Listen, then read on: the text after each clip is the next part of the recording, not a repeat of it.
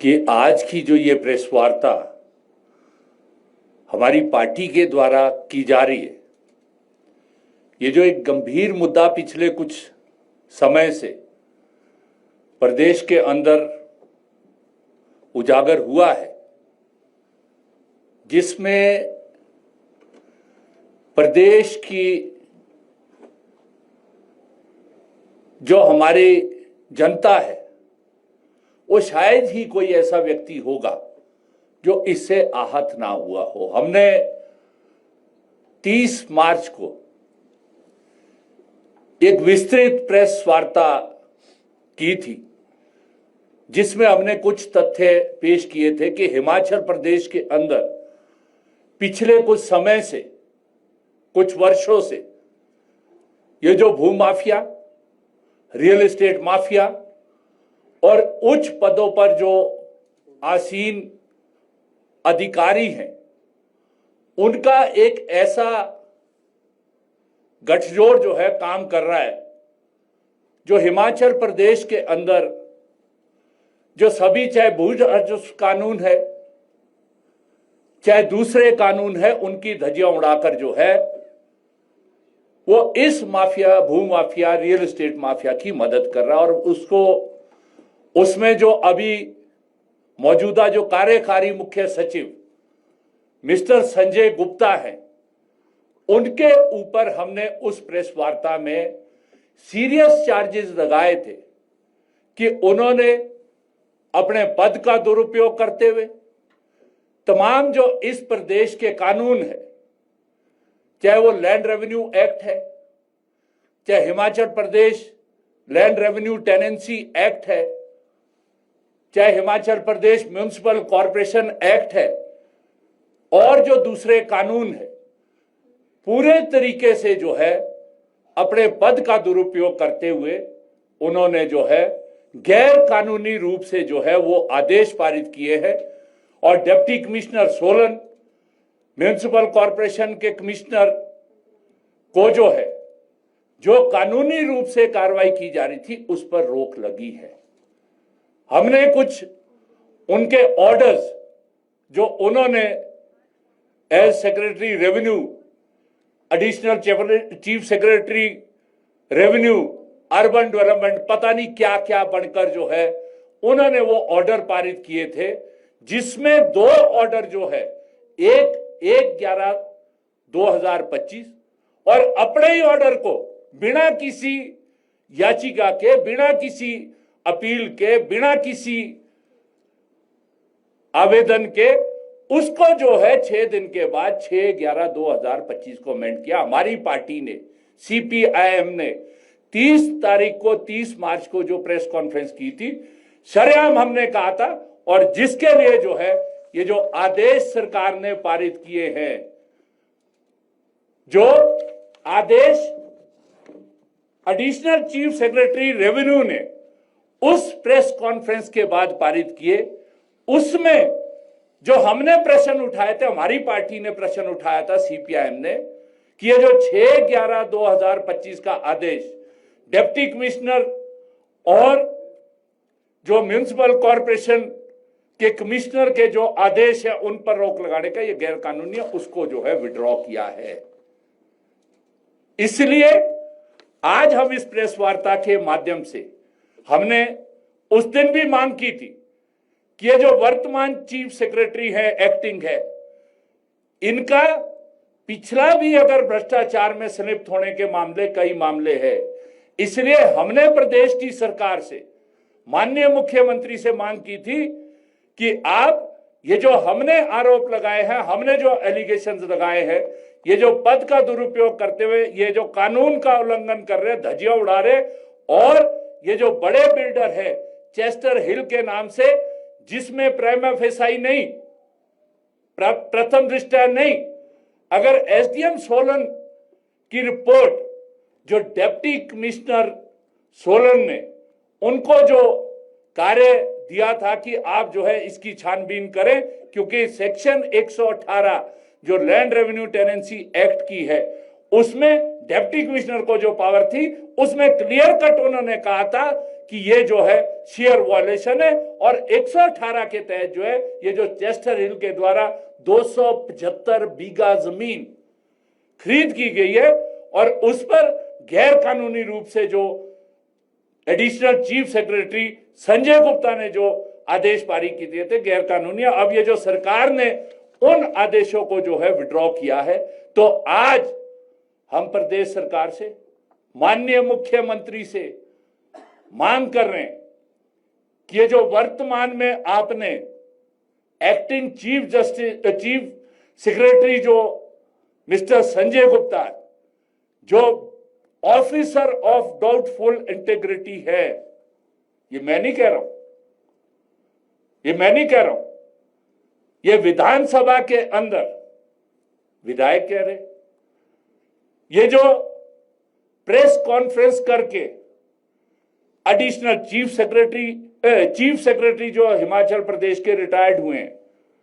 Mister Baldi कह रहे, और जो उनके द्वारा ये जो समय समय पर नगर निगम आयुक्त, म्युनिसिपल कॉरपोरेशन कमिश्नर और डिप्टी कमिश्नर को उनके कार्य से रोकने का कार्य किया गया है विभिन्न मसलों के अंदर, उसमें ये 6/2/2026 को माननीय उच्च न्यायालय ने भी जो एक आदेश नगर निगम आयुक्त सोलन ने पारित किया था, जिस रूप से उन्होंने 1/11 और 6/11/2025 को चेस्टर हिल में जो है गैर कानूनी रूप से पद का दुरुपयोग करते हुए जो है वो कमिश्नर म्युनिसिपल कॉरपोरेशन सोलन के आदेश पर रोक लगाई थी। उसी तरीके से ये जो दूसरा मामला है सोलन का, जिसमें स्पष्ट रूप से म्युनिसिपल कॉरपोरेशन एक्ट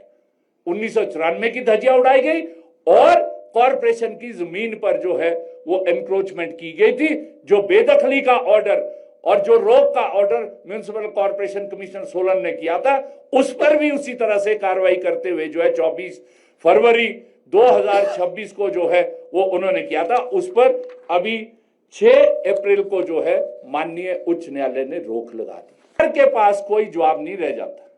मुझे बड़े खेद के साथ कहना पड़ रहा है,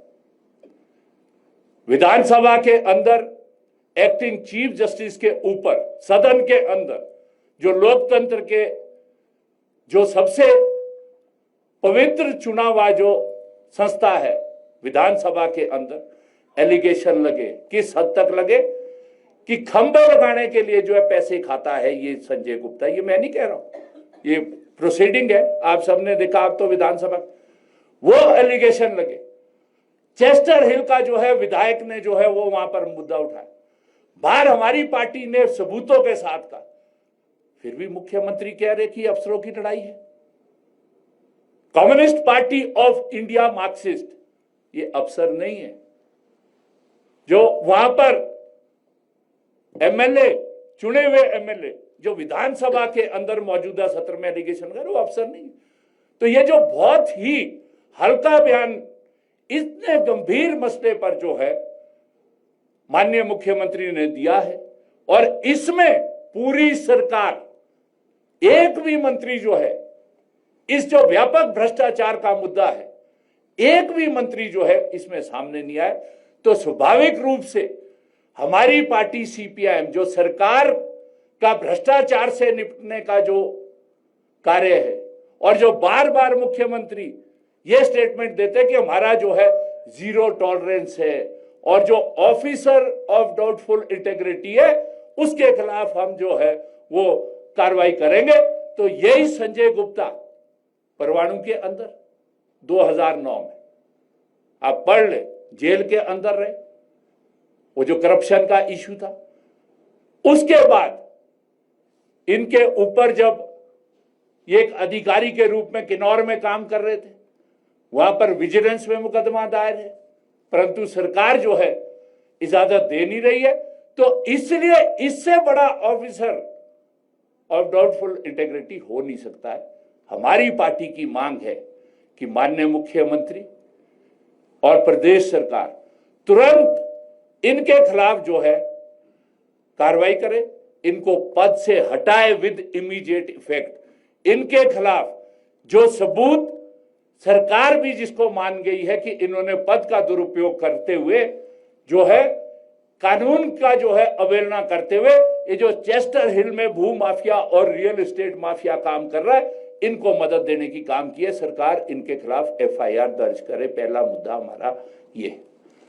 दूसरा जो इसके अंदर है, जो मुख्यमंत्री कह रहे कि मैंने डिप्टी कमिश्नर को कह दिया कि 118 की आप करो, वो तो करना है। अगर माननीय मुख्यमंत्री ने सही रूप से जो land revenue and tenancy act 1972 की धारा 118 को सही रूप से पढ़ा होगा, उसमें स्पष्ट रूप से लिखा है कि अगर कोई भी वायलेशन किसी भी रेवेन्यू ऑफिसर की नजर में आ जाती है, किसी भी भू राजस्व अधिकारी के नजर में आ जाती है, पटवारी से लेकर चीफ सेक्रेटरी तक जिसके पास रेवेन्यू की पावर है, कोई कोर्ट उसको रेगुलराइज नहीं कर सकता। तो ये तो इतनी detail report, deputy commissioner Solan को जो है कंप्लेंट आई, लोगों ने कंप्लेंट की, शिकायत दी, डिप्टी कमिश्नर सोलन ने इंटरेस्ट की, जो एसडीएम सोलन है उनको कि आप इंक्वायरी करो, डिटेल्ड इंक्वायरी है, आप सबने देखा है कितने पेज है ये इंक्वायरी के अंदर, एक एक चीज है। और उसमें जो ऑर्डर 6/11 को पारित किया गया, उसमें पैरा 27 और पैरा 31 जो इसके अंदर है, उसमें स्पष्ट रूप से उनके हस्तक्षेप का जो वो रोल है वो स्पष्ट रूप से आता था। ऐसे अधिकारी को कहीं भी जो है वो रहने का अधिकार रहता नहीं, और वो धमका रहे हैं अपने ऑर्डर्स में कि अगर अब इस कार्रवाई को बंद नहीं करेंगी कमिश्नर म्युनिसिपल कॉर्पोरेशन, तो उनके खिलाफ सीसीएस रूल्स के तहत जो है वो कार्रवाई, सीसीएस रूल तो आपके खिलाफ, तो इमीडिएटली जो है सरकार रिमूव करे, एफआईआर दर्ज करे। और तीसरा जो इसके अंदर मुद्दा है जो डिस्प्रोपोर्शनेट असेट का है, उन्होंने जो अभी दिया है, मैं बाकी नहीं देना चाहता, इसमें जो अपना उन्होंने डिटेल दी है उसके अंदर, और जो माननीय विधायक ने भी ये मुद्दा जो है वहां पर उठाया था कि इसमें जो है पूरी सरासर जो है वो गड़बड़ी है जो इन्होंने लैंड खरीद की है। इसमें जो आप 6ठा नंबर, पंजाब का जो खरड़ जिला का बहालपुर विलेज में 3.6 एकड़ जमीन जो है वो खरीदी 2023 में 47 लाख की। 3.6 एकड़ जमीन 15.5, 16, 17 बीघे के करीब 2023 में। दूसरा, ये जो 7वें नंबर पे उन्होंने एफिडेविट दिया है, ये हम नहीं कह रहे, ये तो कागज कह रहे, जो सरकार के कागज है, उसमें उसी खरड़ ये जो एसएस नगर है उसमें श्यामीपुर गांव के अंदर 3.15 एकड़ जमीन 1,38 लाख। और कौन है कौन कौन है इसमें शेयर होल्डर? खुद और इनकी धर्मपत्नी। और कौन सी जगह है ये जहां पर ये जो पंजाब की सरकार है आने वाले समय में नए चंडीगढ़ का निर्माण करने जा रही है। और मैंने पढ़ी है वो प्रोसीडिंग विधानसभा की, जो माननीय विधायक ने प्रश्न उठाया था कि आप डबल कीमत देकर सरकार संजय गुप्ता की जो ये जमीन है, ये विधानसभा के रिकॉर्ड के अंदर, इसको सरकार एक्वायर कर ले। और वहां पर वो तो एमएलए तक ही सोचे, वो तो केएनएच में भी आपने देख लिया। अगर कहते कि हिमाचल के जो लोग इलाज कराने जाते हैं उनके लिए, उन्होंने भी कहा कि एमएलए के लिए हॉस्टल बना दो। कितने हॉस्टल चाहिए? मैं चलो एक हद तक उनकी बात मान लूं। ये जमीन इंक्वायरी अगर करेंगे तो ये कम से कम जो है दोनों जमीनें 300 करोड़ से ऊपर की जमीन है। ये हम एलिगेशन नहीं लगा रहे। अगर सरकार हमें बुलाएगी, हम रेवेन्यू रिकॉर्ड के साथ आज जो उस जगह की कीमत, बाजार की कीमत है, जो मार्केट प्राइस है, ये जो क्या नाम 6-7 एकड़ के करीब जो जमीन है उसकी 300 करोड़ से ऊपर है। ये इस तरह के व्यक्ति जो पूरी तरह से लंबे समय से भ्रष्टाचार में संलिप्त है, उनके खिलाफ न्यायालय में मुकदमे चल रहे हैं भ्रष्टाचार के। उनके खिलाफ जो हमारी पार्टी ने प्रेस कॉन्फ्रेंस के जरिए जो आरोप लगाए थे वो सिद्ध हो चुके हैं। जो सरकार ने उनका जो 6/11 का जो गैर कानूनी ऑर्डर था और जो अन्य उच्च न्यायालय ने जो उन्होंने कमिश्नर के ऑर्डर पर जो रोक लगाई थी सोलन के मामले में, उस पर रोक देकर, तो इसलिए सरकार को जो है सीरियसली आपको जो है अगर भ्रष्टाचार मुक्त आप करना चाहते, क्योंकि हिमाचल प्रदेश का जब निर्माण हुआ है उस समय जो हिमाचल सोच समझ और सूझबूझ के साथ उन्होंने किस तरह से जो हिमाचल प्रदेश की भोली भाड़ी जनता है, हिमाचल के प्रदेश के जो सीधे साधे लोग हैं, किस तरह से उनके जो संसाधन है, जल जंगल जमीन, उसका जो है संरक्षण होगा, ताकि ये जो पैसे वाले लोग हैं, ये जो बड़े बड़े कॉर्पोरेट्स आज आगे हैं, ये जो गैर कानूनी पैसा लगाकर जो है हिमाचल प्रदेश की संपत्ति को जो है लूटने का काम कर रहे, तो हम उसी जो परंपरा उन्होंने की है, हमारी पार्टी भारत की कम्युनिस्ट पार्टी मार्क्सवादी, उस परंपरा को कायम करते हुए, उन कानूनों और हितों की रक्षा को करते हुए हम मांग कर रहे हैं कि इस भ्रष्ट अधिकारी को निकालो और सरकार, मुख्यमंत्री और जो मंत्री हैं वो इस पर अपना रुख जो है स्पष्ट करे कि वो भ्रष्टाचार के खिलाफ सही में लड़ाई लड़ना चाहते हैं या केवल जो है जीरो टॉलरेंस अगेंस्ट करप्शन, ये जो ऑफिसर्स ऑफ डाउटफुल इंटेग्रिटी, इनके खिलाफ जो है केवल मात्र ये इस पे कर रही है। यदि सरकार अब भी ये कार्रवाई नहीं करेगी, हम मांग कर रहे हैं, हमने उस दिन भी मांग की थी कि इसकी निष्पक्ष जांच होनी चाहिए, क्योंकि इसमें उच्चतम अधिकारी जो है प्रदेश सरकार के, चीफ सेक्रेटरी जो है वो सम्मिलित है, कोई अधिकारी इनके खिलाफ वो कर नहीं सकता क्योंकि ये सीनियर मोस्ट आईएएस ऑफिसर है। इसलिए न्यायिक जांच किसी न्याय अधिकारी से कमेटी ऑफ एक्सपर्ट्स के तहत वो कराई जाए, ताकि ना केवल चेस्टर हिल का मामला तो स्पष्ट है, वो ज्यादा दिन तक रोक टोक नहीं कर सकते। अगर डीसी सोलन भी अभी इसमें डीडी डुली करेंगे तो उनका भी रोल जो है इसमें स्पष्ट होगा। तो न्यायिक जांच किसी एक्सपीरियंस्ड जुडिशियल ऑफिसर से, कमेटी से, ना केवल चेस्टर हिल, ये जो पूरे प्रदेश के अंदर आपने पिछले दिनों शिमला के अंदर भी देखा, एक मामला आया, सत्ताधारी पक्ष के जो एक नेता है, युवा नेता है, जो पुलिस की रिपोर्ट दर्ज हुई है, उनके ऊपर जो हमला हुआ है वो भी इसी लैंड डील को लेकर जो हुआ है। तो इसलिए ये हिमाचल प्रदेश के अंदर कानून और व्यवस्था बनी रहे, हिमाचल प्रदेश के अंदर जो हिमाचल प्रदेश की जनता के हक हकूक है, जो जल जंगल जमीन है, जिस पर आज सिस्टमेटिक रूप से ये जो एक बड़ा नेक्सस जो काम कर रहा है, पॉलिटिकल जो पैट्रनेज है, ये जो लैंड माफिया, ये जो भू माफिया, ये जो रियल एस्टेट माफिया और जो ये हाईएस्ट लेवल पे जो अधिकारी है, इनका गठजोड़ काम कर रहा है। तो इसको एक्सपोज करने के लिए हमने कहा था कि हम पूरे प्रदेश के अंदर हमारी पार्टी जो है वो आंदोलन करेगी, और अभी भी आज इसी आंदोलन को आगे बढ़ाते हुए हमारी जो किसान सभा है, साथी तनवर जो किसान सभा के राज्य अध्यक्ष है, एक टीम जो है वो इनके जो है वो जारी है लोकल लोगों के साथ, जो वहां पर मुद्दे हैं, इसको लेकर जो है मैं अपनी बात को खत्म करता हूं। और साथी कुलदीप सिंह तनवर जो है ये करेंगे। जितने भी हमने अभी आपके सामने आरोप या तथ्य रखे हैं, ये सारे सरकारी डॉक्यूमेंट के आधार पर है। और जो हमारी एक कमेटी की विजिट हुई थी, जो साथी विजेंद्र ने कहा, और हमने उसको लाइव भी किया था, सरेआम जो है वहां पर धज्जियां उड़ाई गई है। हम तथ्य देने को तैयार हैं, और मैं तो माननीय उच्च न्यायालय से भी उम्मीद रखता हूं, क्योंकि इससे बड़ा जनहित का मुद्दा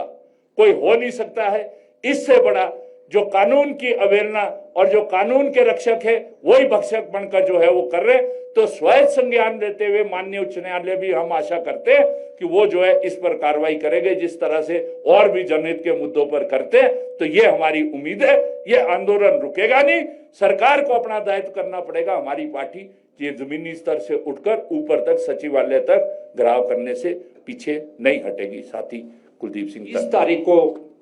30 मार्च को जब हमारी पार्टी ने प्रेस कॉन्फ्रेंस किया, उसके बाद जो एक्टिंग चीफ सेक्रेटरी है उन्होंने भी प्रेस कॉन्फ्रेंस किया। मुझे बड़े खेद के साथ कहना पड़ रहा है कि हिमाचल जैसा शांत, सभ्य और शिक्षित राज्य जो देश के अंदर सारे जो इंडिसेस है, जितने भी सूचकांक है उसमें उच्च श्रेणी पे माना जाता है, उसके एक्टिंग चीफ सेक्रेटरी और 3 जो पूर्व चीफ सेक्रेटरी जिनके ऊपर एलिगेशन जो है एक्टिंग चीफ सेक्रेटरी ने लगाए, और एक एडिशनल चीफ सेक्रेटरी लेवल के ऑफिसर भ्रष्टाचार में संलिप्तता को लेकर जो है वो प्रश्न उठे हैं। हमारी पार्टी किसी के उसमें नहीं आई है। हम ये कह रहे हैं, जैसा मुद्दा ये उठाए, उन्होंने भी कहा है कि 2017 से लेकर ये चेस्टर हिल में जो है बेईमानी हो रही है। जो चीफ सेक्रेटरी हमारे एक्टिंग है संजय गुप्ता ने अपनी प्रेस को हमें कह रहे हैं, चाहे पिछली सरकार जो भाजपा की सरकार थी या जो पिछले जो चीफ सेक्रेटरी थे या रेरा के अंदर जो भी घोटाला हुआ है, जो भी गैर कानूनी रूप हुआ है, तभी हमने कहा कि जुडिशियल इंक्वायरी। तो इसलिए जिन अधिकारियों के नाम इसके अंदर आए हैं, चाहे वो रिटायर हो गए, चाहे वो अभी एक्टिंग है, तभी जाकर जो है ये सच्चाई सामने आ सकती है जब इस मुख्य सचिव को जो है अपने पद से हटाया जाएगा, तब होगा ना। अदरवाइज कौन इसमें मदद करेगा? और पूरा एक जुडिशियल इंक्वायरी जो है जिनके और नाम आए हैं उनका होगा। हमारा एजिटेशन रुकना नहीं है। ये शायद मुख्यमंत्री भी जो है ये समझ रहे कि अधिकारियों की लड़ाई है, या कुछ लोग जो विधानसभा में बोलकर हम CPIM है, हम जनता के ताकत के आधार पर इस मुद्दे को जो है लॉजिकल एंड तक ले जाएंगे। ये हम आपके माध्यम से जो है प्रदेश की जनता से भी अपील करते हैं। ये जो सरकार के अंदर बैठे उच्च अधिकारी हैं, भ्रष्टाचार में संलिप्त है, ये जो रियल एस्टेट लैंड माफिया है, यहाँ पर हवाला का पैसा लग रहा है, जो भी संरक्षण देगा इसको हम जो है प्रदेश के जल, जंगल और जमीन को बचाने के लिए इस आंदोलन को और तेज आने वाले समय में हम करेंगे। अगर सरकार ने बेसिकली जो है न्यायालयों का काम जो संसद, विधानसभा द्वारा बनाए गए कानून है उनकी व्याख्या करने का है, परंतु जो व्यवस्थाएं हैं कि न्यायालय कई बारी जब लोकतंत्र में चुनी हुई सरकार या विधायिका इस तरह के मुद्दों पर जो है कार्य नहीं करती है, अपने दायित्व का निर्वहन नहीं करती है, तो वो न्यायालयों के अंदर उन मामलों को जाकर उस पर जो है न्यायालय हस्तक्षेप करता है। हमने आशा की है आज प्रेस कॉन्फ्रेंस, क्योंकि उच्च न्यायालय कई बार इस तरह के जो जनता से जुड़े हुए मुद्दे हैं, जो इस तरह के मुद्दे हैं जिसपे हस्तक्षेप सरकार नहीं करती है, तो वो स्वायत्त संज्ञान भी लेती है। हमें आशा है कि उच्च न्यायालय स्वायत्त संज्ञान लेकर इसकी न्यायिक जांच के लिए जो है कोई कार्रवाई करेगा। अगर नहीं इस तरह का होगा, हमारी ऑप्शंस ओपन है। पर जिस तरीके से हमने कहा है कि हम ये जनता के संसाधनों की लूट, ये जो उच्च अधिकारियों के गठजोड़ के माध्यम से हो रहा है, हम इसको छोड़ेंगे नहीं। हमारी पार्टी, आपको मालूम है, जनता की ताकत के आधार पर संघर्ष करने वाली पार्टी हम और पार्टियों की तरह नहीं है कि हम मुद्दा उठाएंगे और छोड़ देंगे। हम इस मुद्दे को लॉजिकल एंड तक ले जाएंगे। और आपको मालूम होगा, आप तो सभी शिमला में, यहाँ पर जो तृणमूल कांग्रेस के जो MP थे KD सिंह, उन्होंने मशोबरा के अंदर खरीद की थी जिसमें एक स्कूल था और करीब 600 बीघा के करीब तारा देवी के पास लैंड थी। हमारी पार्टी सीपीआईएम थी जिसने इस मुद्दे को उठाया और तत्कालीन सरकार को मजबूर किया वो सारी जमीन जो है 118 की वॉल्यूशन के तहत खरीद की थी उसको वेस्ट सरकार में कराया। अभी मुद्दा सिर्फ उसको नहीं, वो तो होगा नहीं, कोई करेगी तो हम सड़क पे उतर कर सरकार को भी उसको बता दें। और अगर अभी तो ये है कि जो एक सुनियोजित लूट उच्च अधिकारी, लैंड माफिया, भू माफिया और ये जो हवाला और जो दूसरे भी यहाँ पर एलिगेशन लगे, ये जो गैर कानूनी पैसे का हो गया इस प्रदेश के संसाधनों को लूटने के लिए, हम उसको रोकने के लिए जो है जनता की मदद, आपकी मदद जो है वो चाहते हैं, ताकि इस प्रदेश के एक एक व्यक्ति के जो अधिकार है, जो एक एक व्यक्ति का जो जल, जंगल और जमीन, हमारे संसाधनों पर जो हक है, उसको जो है बरकरार रखा जा सके। संजय चौहान जी ने जो यहाँ पर बातचीत रखी, इसमें सिर्फ ये ऐड करना है कि हिमाचल प्रदेश में जो किसानी योग्य जमीन है, आप लोग जानते हैं जब से हिमाचल का निर्माण हुआ वो केवल 6 लाख हेक्टेयर जमीन थी। 1 लाख हेक्टेयर जमीन हमारी जो बड़े 2 डैम थे, भाखड़ा और पौंग, उसमें सबमर्जेंस में चली गई। तो केवल 5 लाख हेक्टेयर जमीन हिमाचल प्रदेश के 10,56,000 जो हमारी जोते हैं, किसानों की जोते हैं, उसमें ऑन एन एवरेज ये 1 एकड़ से भी कम है। जो मेजॉरिटी केसेस में लगभग 88% वो लोग हैं जो लघु और सीमांत है, जिनके पास बहुत सीमित जमीन है, कृषि योग्य है। इन सब चीजों को विजुअलाइज करते हुए हिमाचल निर्माता जो हमारे लोग रहे हैं, नेता लोग रहे हैं, 1971 में स्टेटहुड बनने के बाद जो 72 में land tenancy and land reform जो एक्ट आया था, उसकी धारा 118 के तहत बिना सरकार की परमिशन के एग्रीकल्चर लैंड को इसका लैंड यूज नहीं बदला जा सकता था और इसकी खरीद फरोख्त भी नहीं हो सकती थी। मगर इसके अंदर जो एक नेक्सस होता है, जिसको आज हम दूसरे टर्म्स में एक क्रोनी कैपिटलिज्म कहते हैं, जिसमें ये बड़े कॉरपोरेट है, ब्यूरोक्रेसी है और पॉलिटिकल जो नेता है, चाहे सेंटर में हो या स्टेट में, उनका जो नेक्सस है वो इसका उल्लंघन करते हैं और किसानों को लॉस होता है। जैसा साथी ने अभी बताया, ये जो पार्टी स्तर के ऊपर, ये ऊपरले स्तर के ऊपर सारे मुद्दे उठ रहे हैं, मगर जमीनी स्तर के ऊपर हिमाचल प्रदेश में विशेष रूप से जो हमारा सोलन जिला है, पार्ट ऑफ द शिमला जिला है, ये बहुत ही ज्यादा प्रभावित है। आज यहाँ पर चेस्टर हिल का जो ये वाला इलाका है, उसके साथ जो पंचायत थी, उसमें जो बेर गांव के लोग थे, लगभग 50 वहां से किसान सभा के सदस्य वहां का जो हमारे यूनिट के साथ डिप्टी कमिश्नर महोदय से मिले हैं अभी, और उनको अपनी समस्याएं बताई हैं। जिस समय ये बड़े बिल्डर्स काम करते हैं, वो सारा जो मक है, मलबा है, उसकी जो डंपिंग है लोगों की घासनियों में, नालों के अंदर, शामला जमीन में करते हैं, उससे जो एडजॉइनिंग एरिया है वो बहुत ज्यादा प्रभावित होते हैं। उनकी घासनियां खराब हो रही है। वहां पर जो एक लिफ्ट इरिगेशन की स्कीम थी, वो इस पिछली आपदा में वो टोटल डिस्ट्रॉय हुई। लोग बहुत मुश्किल से उसको दोबारा ठीक कर पाए। सोलन की टोटल इकोनॉमी, हिमाचल का सबसे प्रमुख जिला है जहां पर वेजिटेबल प्रोडक्शन होती है, तो वहां का किसान इतना परेशान है, बोलते हैं अकेले के लिए तो हम कई बार इसमें रिप्रेजेंट कर चुके थे। वहां देवेंद्र जी है, राजेंद्र जी है, पर उसके ऊपर कोई कॉग्निजेंस सरकार की तरफ से, एडमिनिस्ट्रेशन की तरफ से नहीं लिया गया। अब वहां पर जो किसान सभा ने हस्तक्षेप किया है, उसके माध्यम से सारा किसान वहां का इकट्ठा हुआ है, महिला मंडल इकट्ठे हुई है, और आज डिप्टी कमिश्नर ने आश्वासन दिया है कि विद इन 2 डेज